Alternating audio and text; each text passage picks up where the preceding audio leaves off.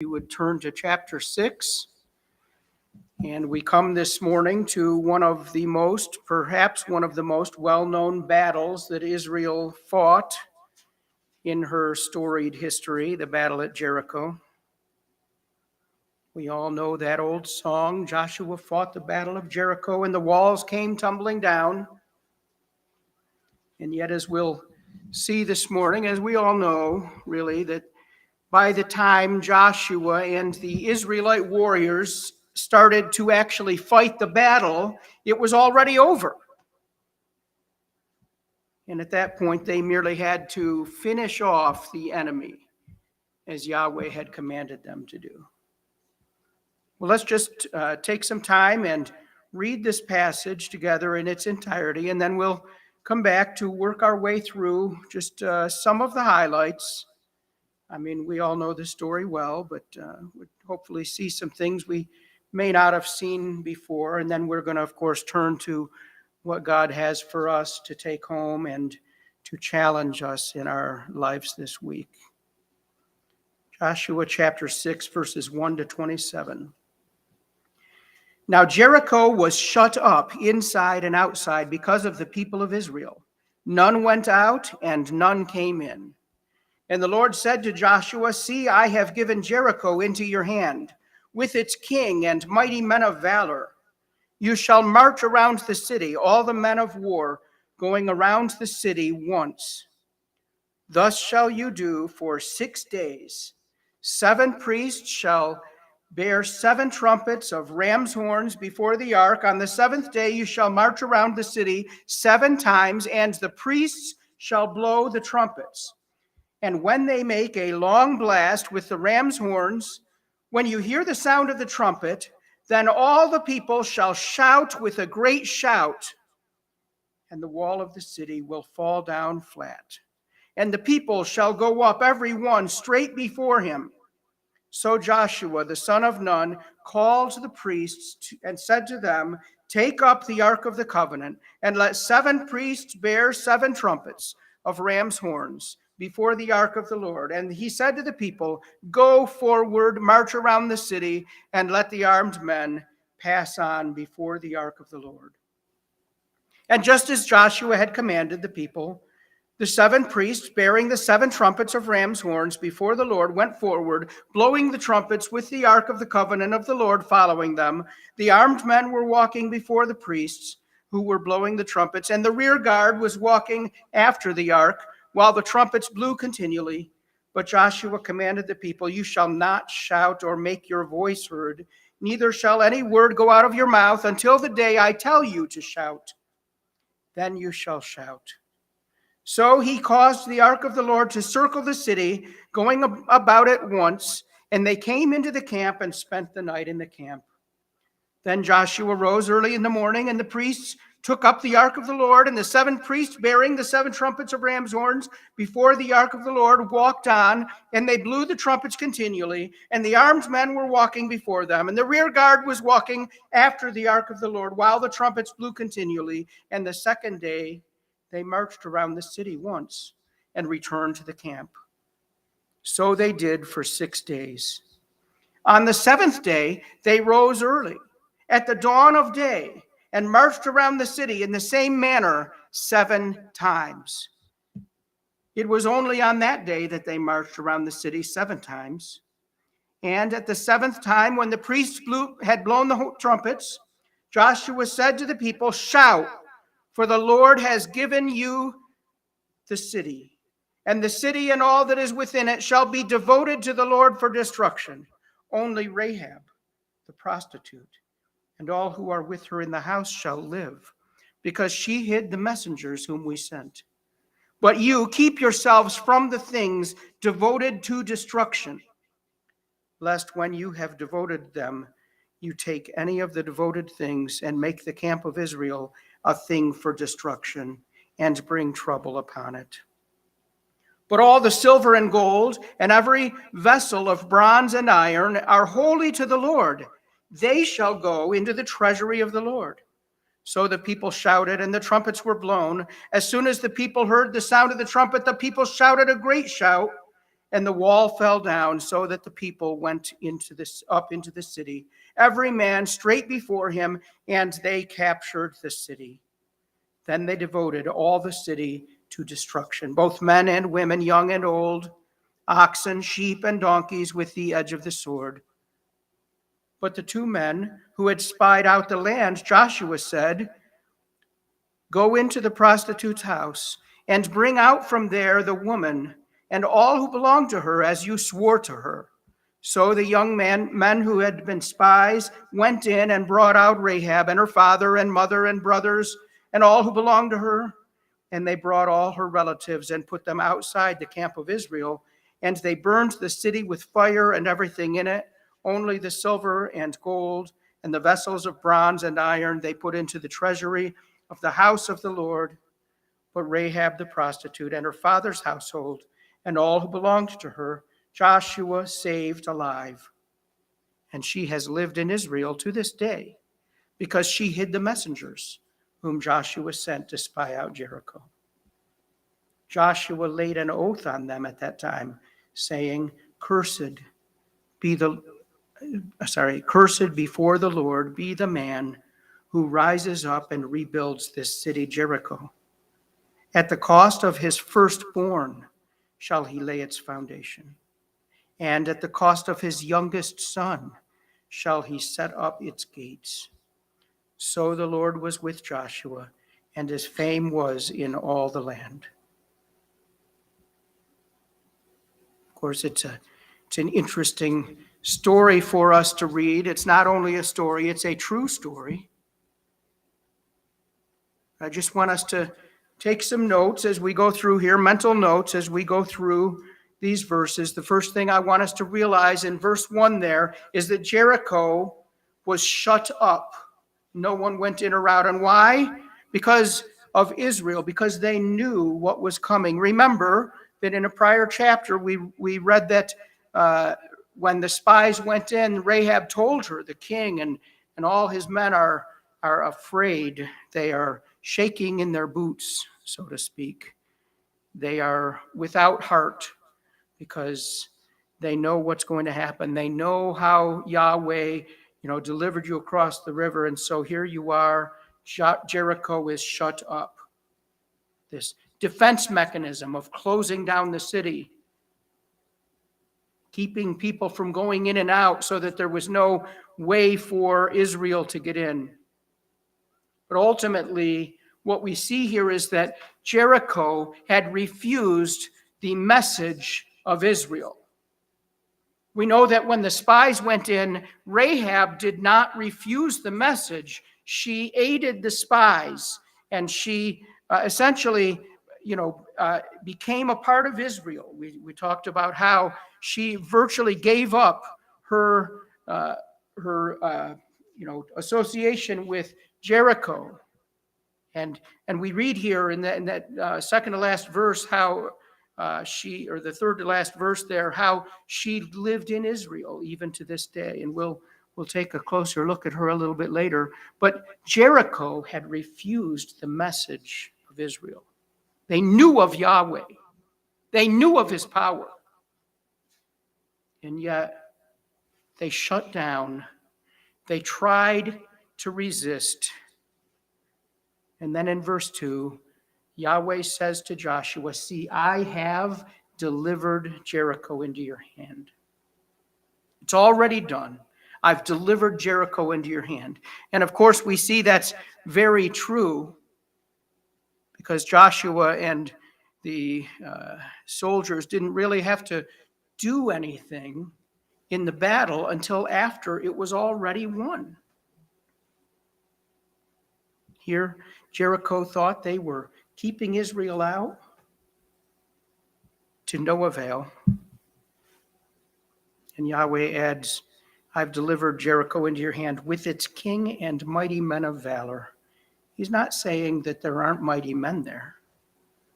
He's saying, despite their might, I've delivered them into your hand. Well, we go on now in the next verses, and we see the command that God gives to Joshua of how to go about this in verses 3 to 5. It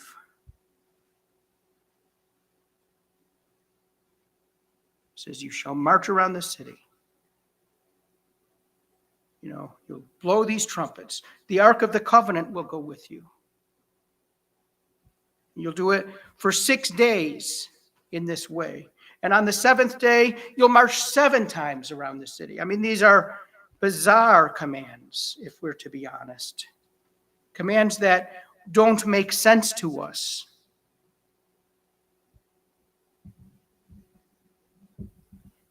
Really, we should see this as a part of the continued ceremony of worship that Israel is conducting from the time before they went across the river, the Jordan, and then after they came across, and we see the circumcision that they took part in, and then the Passover they celebrated, and then we see the commander of the Lord's army come to Joshua and display himself to Joshua, so that Joshua understood that he was not really the commander, that there was a commander of the Lord's army.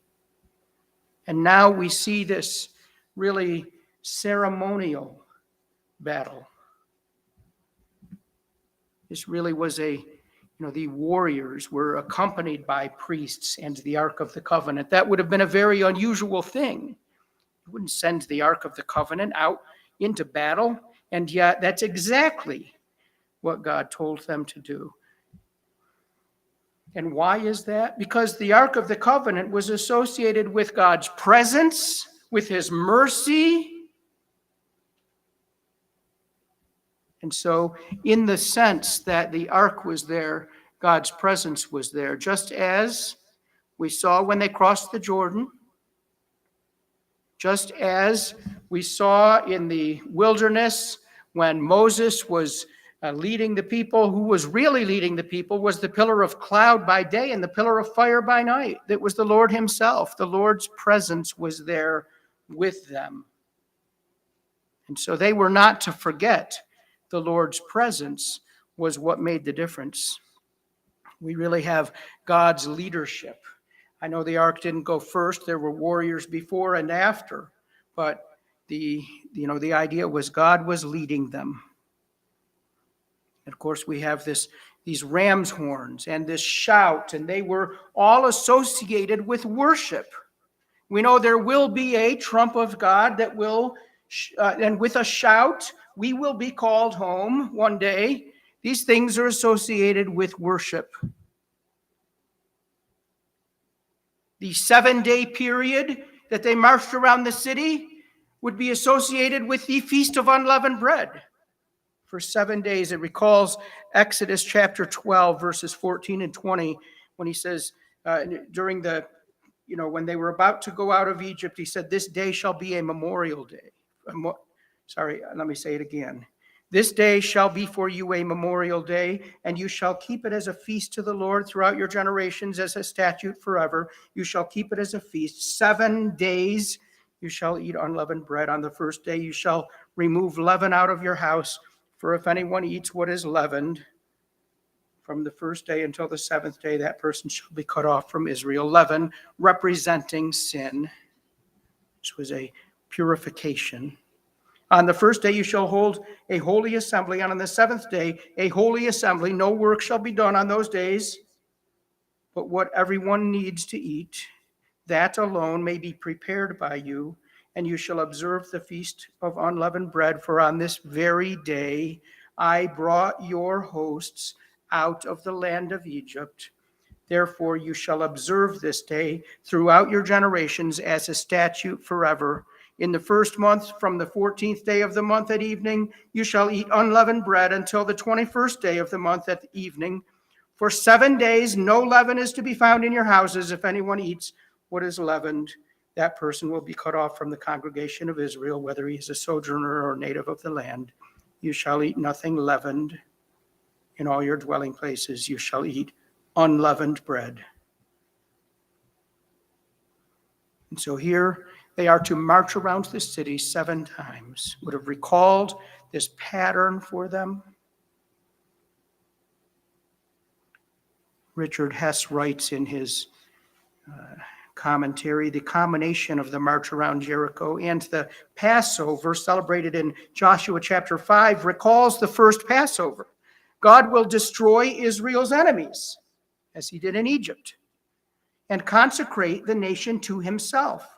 The battle becomes a part of this Passover celebration, a memorial of the first Exodus, and a victory over enemies in the promised land. And so, as the Passover would not be complete without the actual Exodus from Egypt and the passing over of the angel of death because of the blood on the doors, so this celebration would not be complete without this 7-day feast of unleavened bread. He goes on and says the ceremony of the ark, described in Joshua 6, creates a sacred procession into the promised land. Even though the people do participate, it is God's divine work that will bring down the defenses of the enemy and allow no obstacle to withstand the onward movement of God's people into their divine inheritance.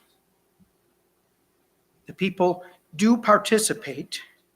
They are given commands about marching around the city and exactly what to do, and don't shout until the seventh day, but on the seventh day, march 7 times, and when you hear the trumpets, then shout. And they must obey these commands, and they do.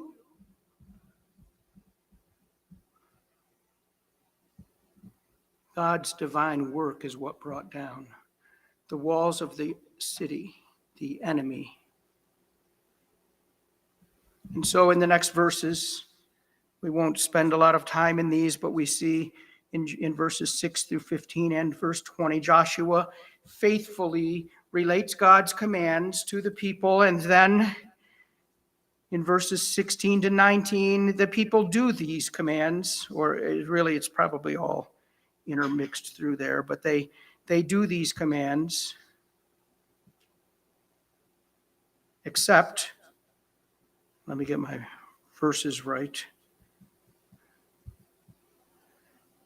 Right at the end there, we see in verse 22, there's an exception.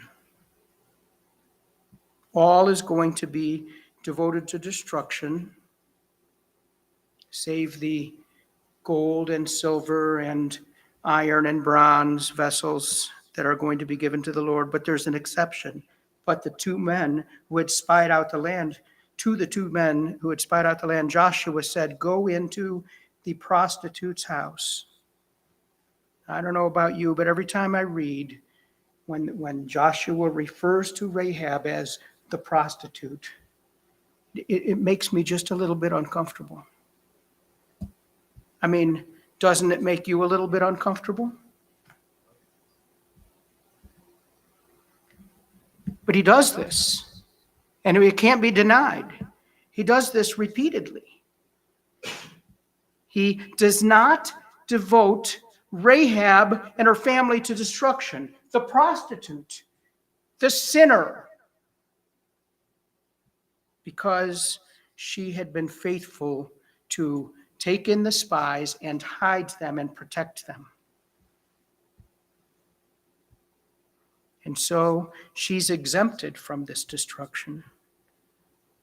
I want to give just a moment. We'll look at this a little bit more next week, because the verses that follow in chapter 7 relate back to this. But this idea of devoted to destruction, these devoted things, these were really things that were items of worship to the other gods, to Jericho's other gods.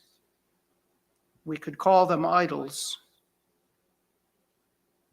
But they were things that were used in a profane way, not to worship Yahweh, the Most High God, the real God. No, they were used by Jericho. And so they were to be devoted to destruction.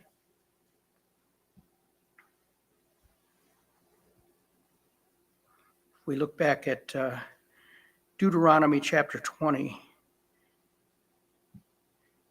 If you remember going through Deuteronomy not all that long ago, and Moses is talking about them going in. He says, but in the cities of these peoples, verse 16, that the Lord your God is giving you for an inheritance, you shall save alive nothing that breathes, but you shall devote them to complete destruction. The Hittites and the Amorites, the Canaanites and the Perizzites, the Hivites and the Jebusites, as the Lord your God has commanded, that they may not teach you to do according to all their abominable practices that they have done for their gods, and so you sin against the Lord your God. To keep you, my chosen people Israel, from learning these ways, these abominable ways of worship of another God, to keep you from that sin that is ultimately rejecting the Lord your God. What is the first commandment? Thou shalt have no other gods before me. And so that first commandment really is the commandment. If you want to be honest, all of the other commandments fall under that in some way or another. They shall be devoted to complete destruction. It's a little bit of a hard thing to read.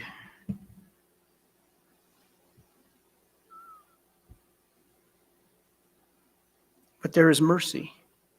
We see mercy in this story because we see Rahab is not devoted to destruction. We see another example of mercy as we study the book of Jonah. You're all familiar with Jonah, how he did not want to obey God's command, and we think, this is about, a great fish and Jonah rebelling, and it is about that. But ultimately, as we come to chapter 4, we see that Jonah did not want the people of Nineveh to come to Yahweh. He did not want them to find mercy.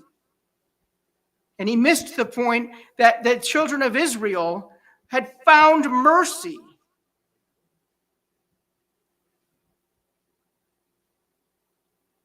And in the end of chapter 4, we read as God says to Jonah, and should not I pity Nineveh, that great city, in which there are more than 120,000 persons who do not know their right hand from their left, and also much cattle? Jonah was angry because God wanted to show mercy. We know God says in the Old Testament, I will show mercy to whom I will show mercy. And so, though Nineveh was not Israel, was not God's chosen people, he chose, at least for that generation, to show mercy. And here in our chapter today, we see God show mercy to Rahab.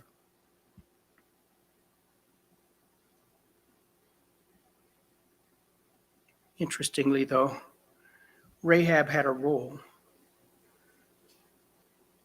that was bigger than hiding the spies.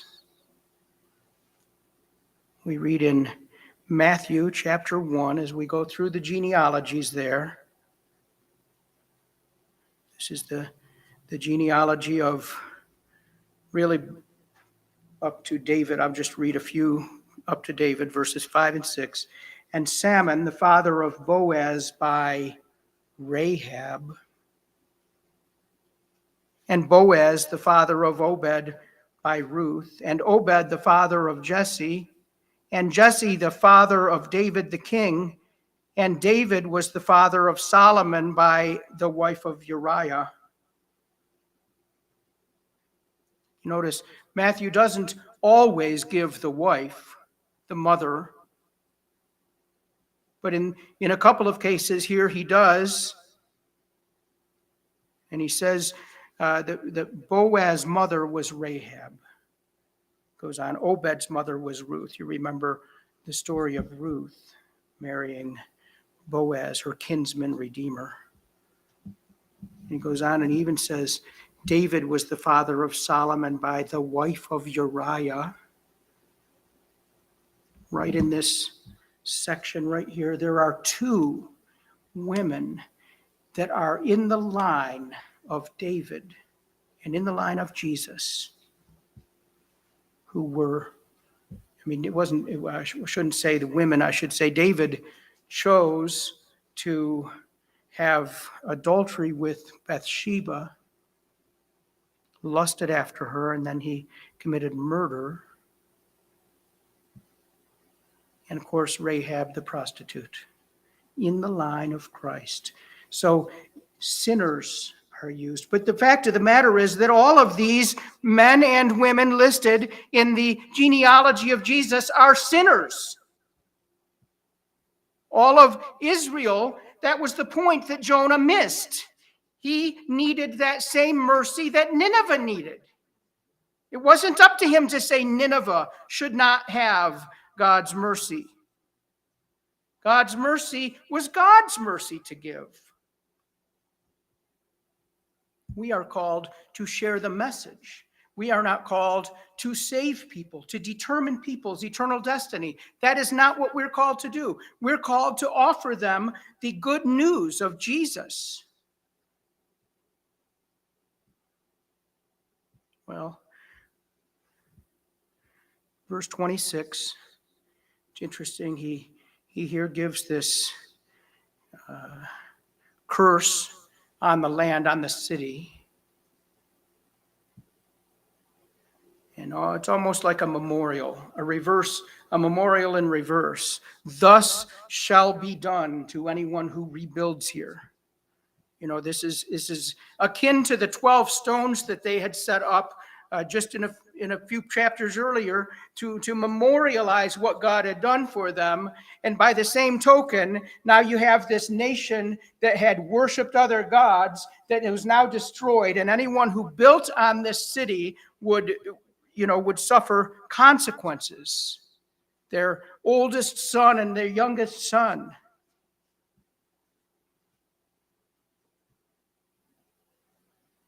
We see in this how seriously God takes this, worshiping of other gods, this propagating of unfaithfulness. This city that was shut up against God rather than receiving the message from him.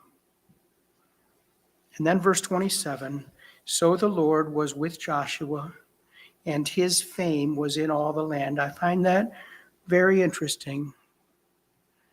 I don't know about you, but I'm tempted to say, well, it should say the Lord's fame was in all the land.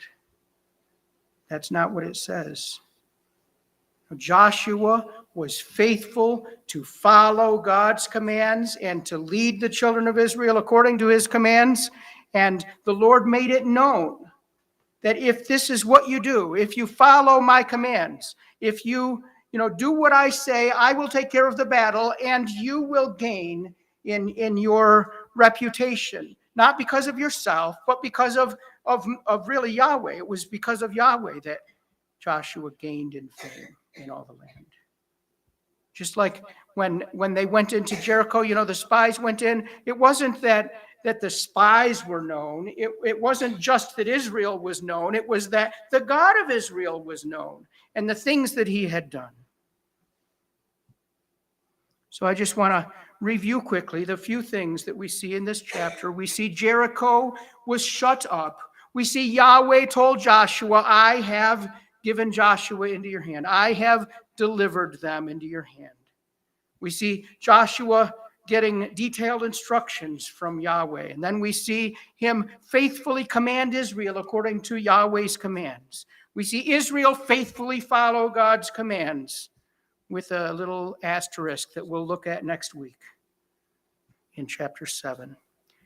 Nevertheless, they did destroy all of the people and animals as God had commanded. And then we see this display of mercy, the spies rescued Rahab. We even saw, in looking ahead, how because Rahab had faithfully obeyed what the spies had told her, that she was actually used in the line of Christ. God had a bigger purpose.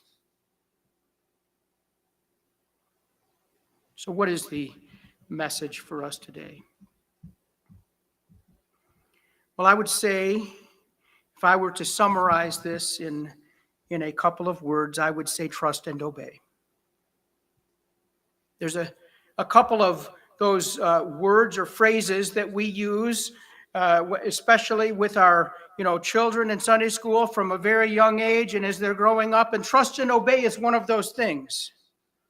We're all familiar with the hymn, trust and obey, for there's no other way to be happy in Jesus than to trust and obey. And I would say, yes, it's true, and it's a good hymn for us to sing, but it almost trivializes the realities that we see in Scripture.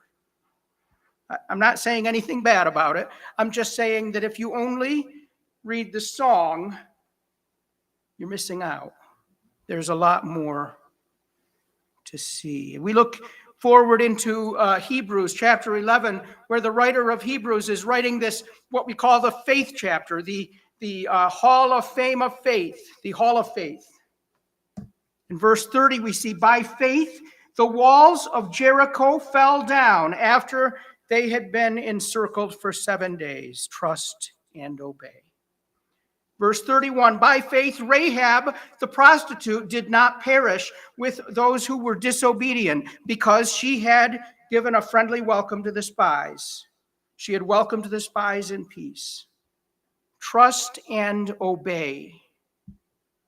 We go on there in Hebrews, and the writer says, and what more shall I say, for time would fail me to tell of Gideon, Barak, Samson, Jephthah, David, Samuel, and the prophets, who through faith conquered kingdoms, enforced justice, obtained promises, stopped the mouths of lions, quenched the power of fire, escaped the edge of the sword, who were made strong out of weakness, became mighty in war, put foreign armies to flight. And what did they do? What is the chapter 11 telling us? It's telling us by faith. It was not them. They trusted and obeyed. I'm reminded of Proverbs 3, 5, and 6. Trust in the Lord with all thine heart and lean not unto your own understanding. In all your ways acknowledge him, and he will make your paths straight. I'm going to spend a little bit of time here and read through at least some of Proverbs 3, if you'll indulge me, because we like to read those two verses there. The writer of Proverbs says, my son, do not forget my teaching, but let your heart keep my commandments. Obey. For length of days and years of life and peace they will add to you. Let not steadfast love and faithfulness forsake you. Bind them around your neck. Write them on the tablet of your heart, so you will find favor and good success in the sight of God and man. Trust in the Lord with all your heart and do not lean on your own understanding. In all your ways acknowledge him, and he will make your paths straight, will make straight your paths. Be not wise in your own eyes. Fear the Lord and turn from evil. It will be healing to your flesh and refreshment to your bones. Honor the Lord with your wealth and with the first fruits of all your produce. Then your barns will be filled with plenty, and your vats will be bursting with wine. My son, do not despise the Lord's discipline or be weary of his reproof.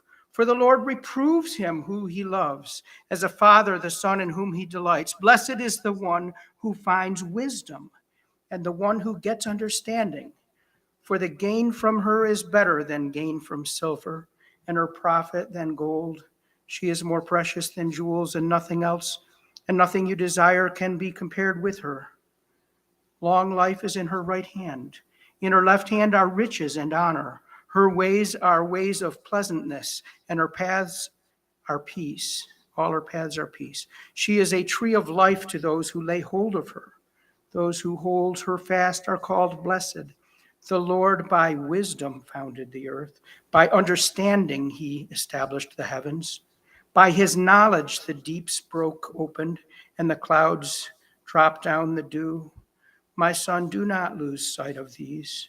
Keep sound wisdom and discretion, and they will be life for your soul and adornment for your neck, and then you will walk on your way securely, and your foot will not stumble.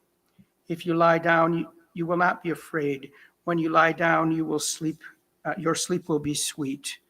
Do not be afraid of sudden terror or of the ruin of the wicked when it comes, for the Lord will be your confidence and will keep your foot from being caught.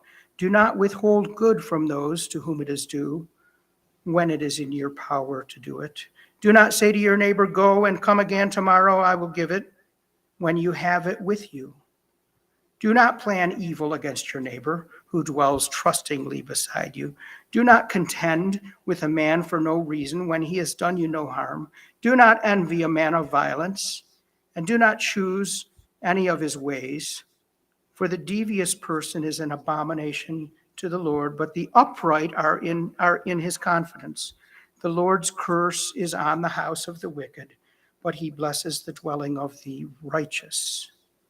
Toward the scorners he is scornful, but to the humble he gives favor. The wise will inherit honor, but fools get disgrace. Really, as we read that chapter, we see trust and obey. Be faithful to obey him.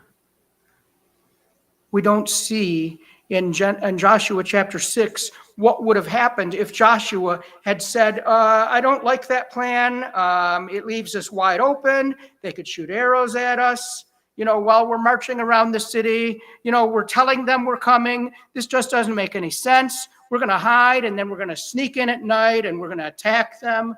We don't see what would happen because that's not what Joshua chose to do. But I dare say they would have utterly failed.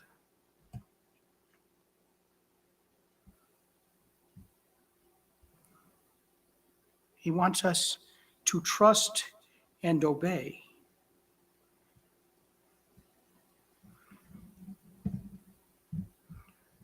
You remember, and I didn't write this one down, but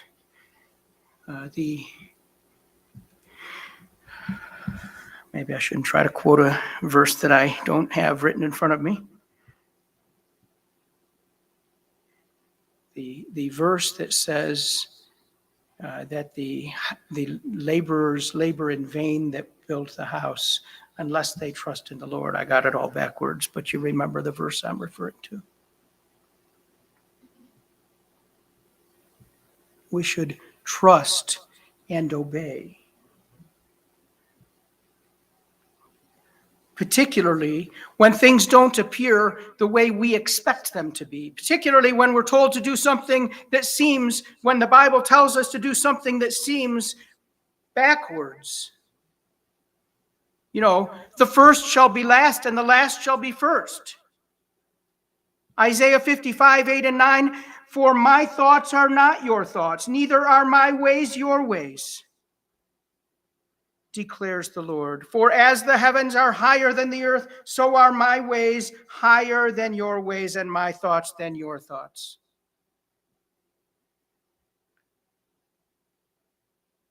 Lean not on our own understanding. Trust and obey.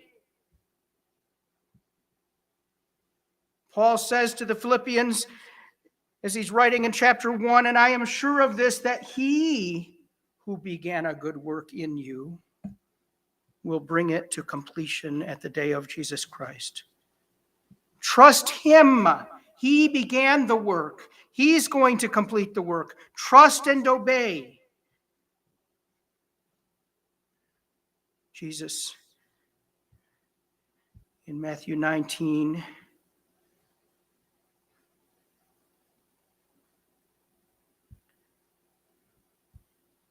rich man came to Jesus and said, What good must I do to have eternal life? How can I earn eternal life? And Jesus didn't say, well, you can't earn eternal life. He gave him an answer that is true and yet impossible for a human to do. Why do you ask me about what is good? There is only one good. If you would enter life, keep the commandments. Which one? He says. Which commandments? You shall not murder. You shall not commit adultery. You shall not steal. You shall not bear false witness. Honor your father and your mother. You shall love your neighbor as yourself. And the young man said, all of these I've kept. What do I lack? Jesus said, if you would be perfect, go sell what you possess and give to the poor, and you will have treasure in heaven. Come and follow me. When the young man heard this, he went away sorrowful, for he had great possessions. He couldn't do that. His disciples were astonished. Who then can be saved? They said to him. Jesus looked at them and said, with man this is impossible, but with God all things are possible. Even the salvation of our soul is impossible without God.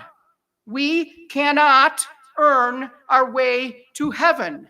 That would be impossible. And this isn't just saying this about salvation. This is a blanket statement Jesus is making here. And we see it played out in Joshua chapter 6. We see it played out in many of the Old Testament stories, even New Testament, even the very resurrection of Jesus from the grave. These things are impossible to us. Yet with God, all things are possible. Trust and obey. Even to Mary, the angel came, and this is the appropriate time of year for us to have a longer message on this miracle. Mary said to the angel, how will this be since I am a virgin? How am I going to have a baby? I'm a virgin. The angel answered her, the Holy Spirit will come upon you, and the power of the Most High will overshadow you. Therefore, the child to be born will be called Holy, the Son of God. And behold, your relative Elizabeth is in her old age, and has also conceived a son. And this is the 6th month with her, who was called barren. The angel goes on and says, for nothing will be impossible with God. Nothing will be impossible with God. He wants us to trust him and to obey him. And don't worry about the impossible. And actually, I would say that when we come to the impossible, we should rejoice. We should rejoice when we are approached by the impossible. Why is that? Well, if it's God's will, he will take care of it. And we will witness a miracle. We will witness his power, and we will rejoice, and we will tell others of it. They will even see it. And if it's not his will, then he won't take down that enemy. He will lead us another way through that, because we can do nothing. It's impossible. When we come to the impossible, we should rejoice, because we are about to see God's leading one way or the other. He wants us to trust and obey. And we are, in our day, facing things that we don't understand in our nation, in our world. Yes, we understand if we look at the end of the book, which is a good thing to do. We understand these things must come to pass, but we don't understand how they're going to unfold. And if truth be told, we get worried. We get, let's use the spiritual word, we get concerned, don't we, about what's going to happen and how this is going to unfold. And we may not be concerned for ourselves as much. We're concerned for our loved ones, for sure. I'm reminded of Psalm chapter 37, and I'll read this and then we'll close. David writes, fret not yourself because of evildoers. Be not envious of wrongdoers, for they will soon fade like the grass and wither like the green herb. Trust in the Lord and do good. Dwell in the land and befriend faithfulness. Delight yourself in the Lord, and he will give you the desires of your heart. Commit your way to the Lord. Trust in him, and he will act. He will bring forth the righteousness as the light. He will bring forth your righteousness as the light and your justice as the noonday. Be still before the Lord and wait patiently for him. Fret not yourself over the one who prospers in his way, over the man who carries out evil desires. And we see that all around us, do we not? Refrain from anger and forsake wrath. Fret not yourself, it tends only to evil. For the evildoers shall be cut off, but those who wait for the Lord shall inherit the land. In just a little while, the wicked will be no more. Though you look carefully at his place, he will not be there. But the meek shall inherit the land and delight themselves in abundant peace. The wicked plots against the righteous and gnashes his teeth at him. But the Lord laughs at the wicked, for he sees that his day is coming.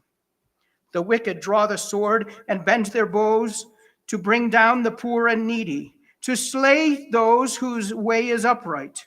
Their sword shall enter their own heart, and their bows shall be broken.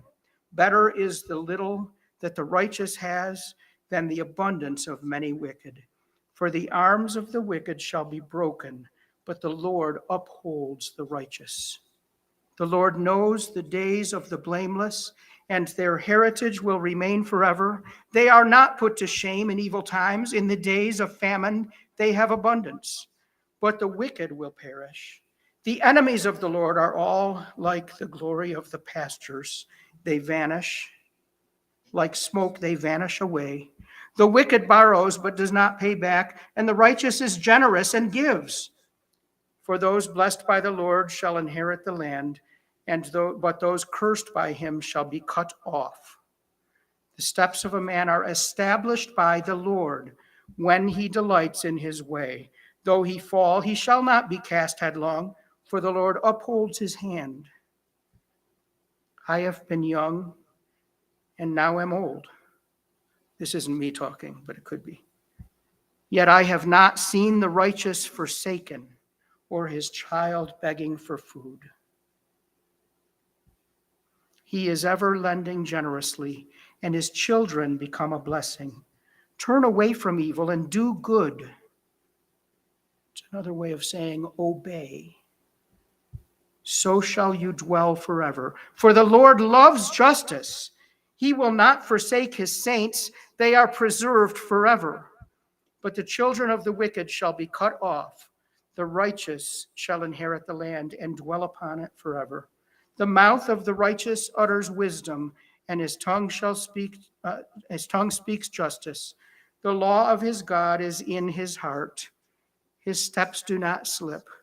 The wicked watches for the righteous and seeks to put him to death. The Lord will not abandon him to his power or let him be condemned when he is brought to trial. Wait for the Lord and keep his way, and he will exalt you into the land. And he will exalt you to inherit the land. You will look on when the wicked are cut off. I have seen a wicked, ruthless man spreading himself like a green laurel tree, but he passed away. And behold, he was no more. Though I sought him, he could not be found. Mark the blameless and behold the upright, for there is a future for the man of peace. But transgressors shall be altogether destroyed. The future of the wicked shall be cut off. The salvation of the righteous is from the Lord. He is their stronghold in the time of trouble. The Lord helps them and delivers them. He delivers them from the wicked and saves them because they take refuge in him. I don't want us to take from this that our salvation is because we do anything. It's not because we obey. No, we are saved and we obey, and he is faithful.